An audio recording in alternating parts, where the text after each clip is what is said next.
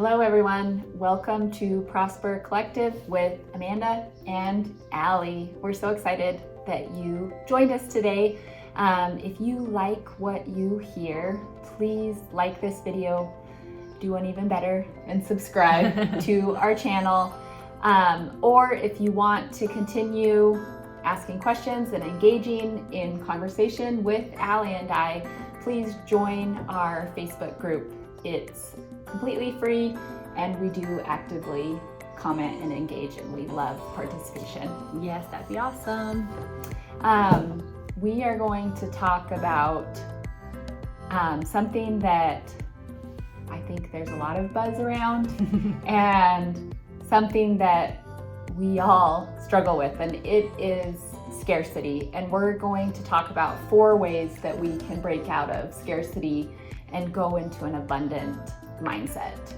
Yes, let's do it. It's something that we strive to do, but continually backslide and have to restart on. So we hope you're like us and that these 4 things we're going to talk about today help you. Yes. So I'll start by saying my biggest weakness with scarcity is it is time. Specifically when we try to go to church every Sunday. And I often am taking my kids by myself, and I like to be on time, and my 17-year-old doesn't like to get out of bed. And my 11-year-old doesn't like to be ready on time. And so I find myself like ripping covers off my 17-year-old and being like, get your butt out of bed. And then he ignores me, and I go in and I'm like switching the light on and off like a crazy person. And my 11-year-old, I'm like, I've asked you like 16 times to get dressed. Like, then I'm yelling like, get your clothes on. And none of us can relate. We never yell at and then, like, I'm screaming at them to get in the car, and then I'm driving like an insane woman, super angry, to church, when my purpose of why I want to go to church is to grow closer to Christ, to have my kids feel closer to Christ.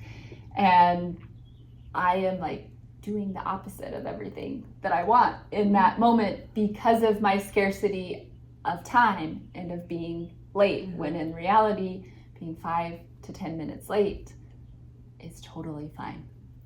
It is so funny though. Like, I don't know if it's culture or maybe we were just bred this way in our house, but like being on time was very important.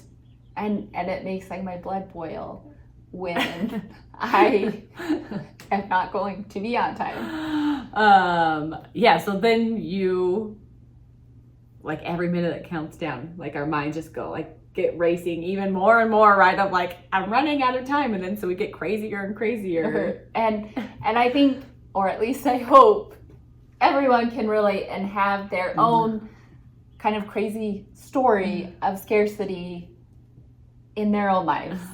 I feel like mine like is also related with time, but on like the flip side, I do still relate to that one. My kids can attest I'm getting out of school on time.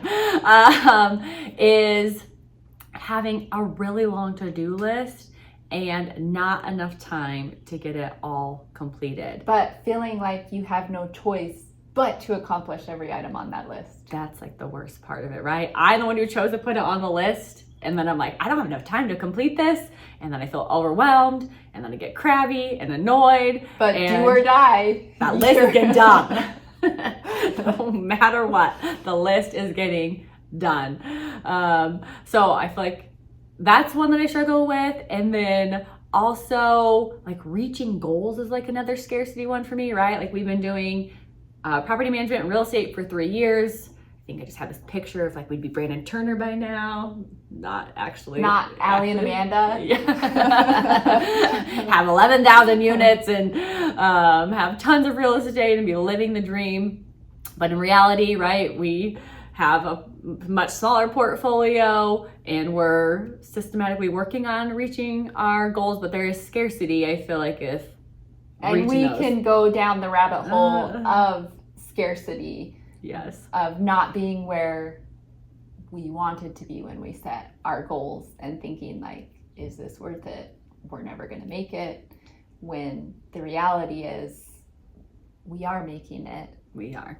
It's a slow, somewhat daunting at times, but we are progressively moving, and it's kind of going back to what we talked about in a couple weeks ago about failing forward. Is True. we hit pitfalls and we learn from them, we get better, and then we grow. Did and you then see we that? re-enter. Amanda just went to abundance just like that from my scarcity mindset. But again, I think that's why we're in this group, is Yes. because we need, like, it's about holding each other accountable and supporting one another and teaching each other not to give up on ourselves.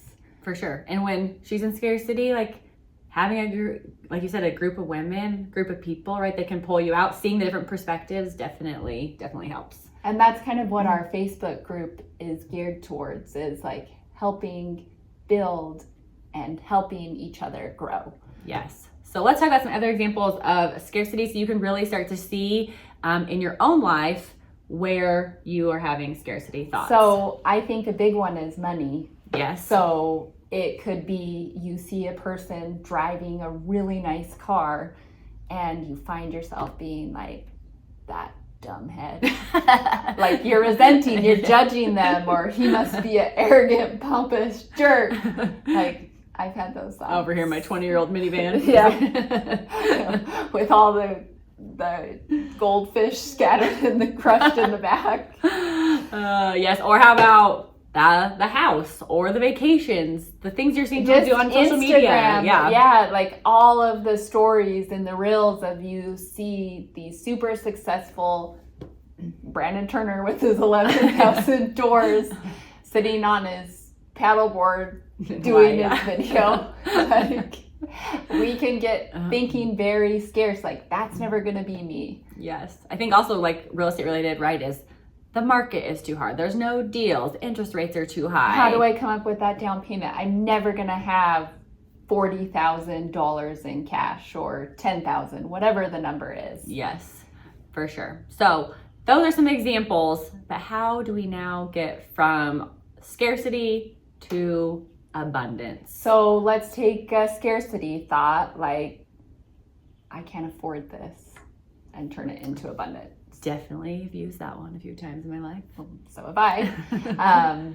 So we take, I can't afford it, and how would you shift that to abundance? You can go to, how can I afford this? As soon as you change your mind, your brain from saying like, I can't afford this, to how can I afford this? I instantly think of a bunch of different solutions. Your brain's looking for solutions when you ask that question. But when you say the statement, I can't afford it, it just kind of shuts everything. Your brain doesn't have to do any down. work. They're like, sweet, we're done. I don't have to afford this because I can't. And then you don't dare to hope for that.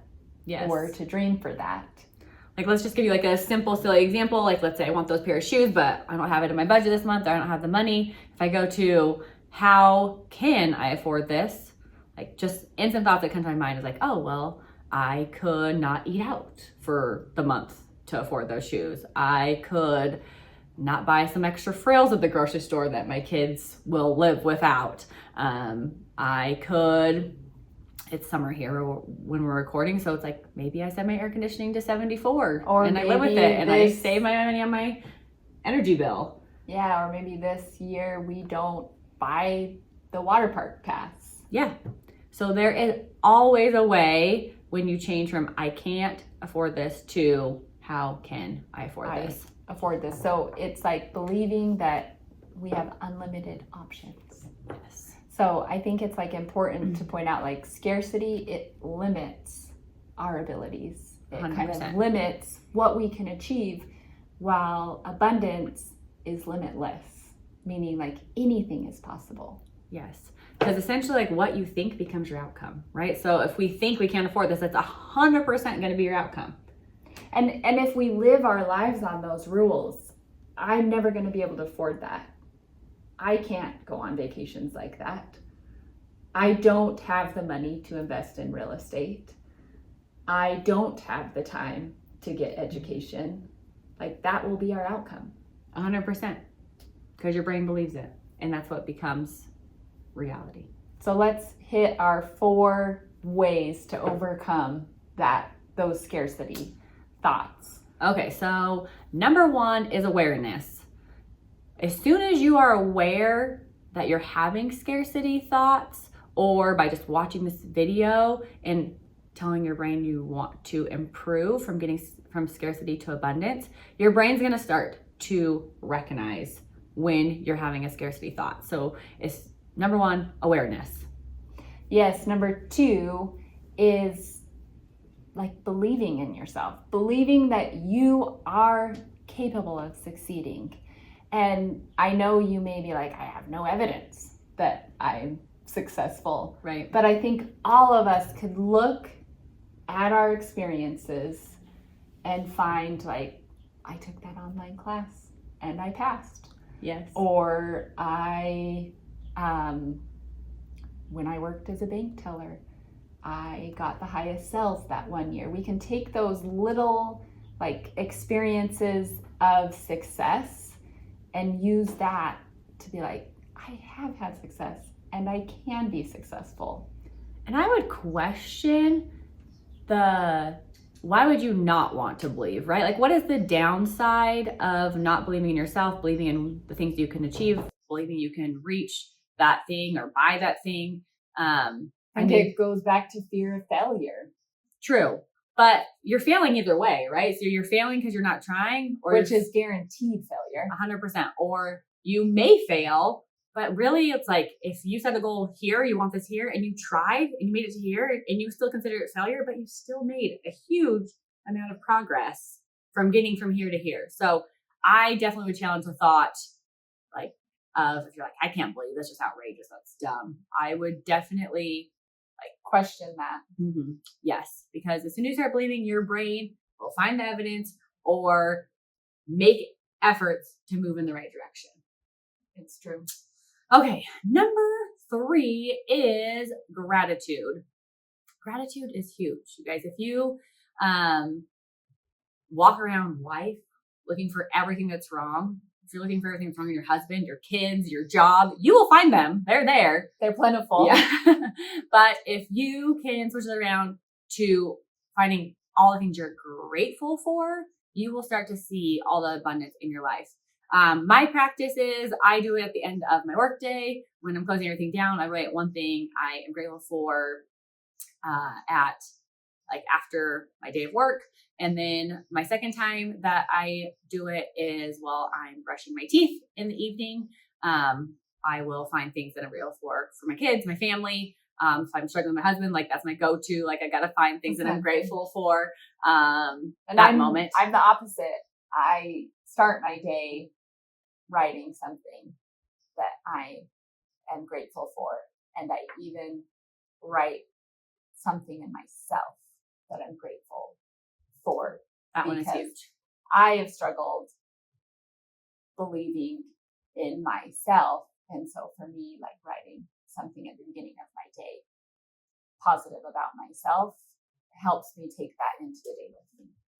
I love that. Yes. That personal affirmation, things that you're grateful for, because we/you are awesome. We are. Even if at times we fight wanting to take that. And finally, our number 4 is celebrate and copy other people's wins. And I think like when we see other people around us succeeding and we're able to genuinely feel happy for one another's successes and we celebrate those, I think it goes up to number 3, which is gratitude, and helps us have more gratitude in our life. Yes. But it makes us happier, and it also makes other people happier, which is a double win.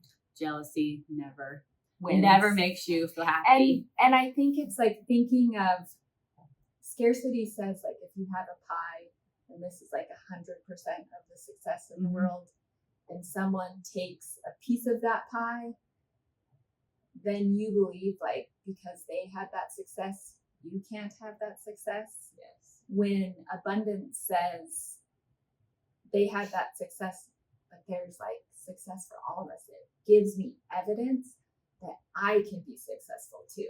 I love that. I mean, we should be copying those people and being like, hey, that guy over there.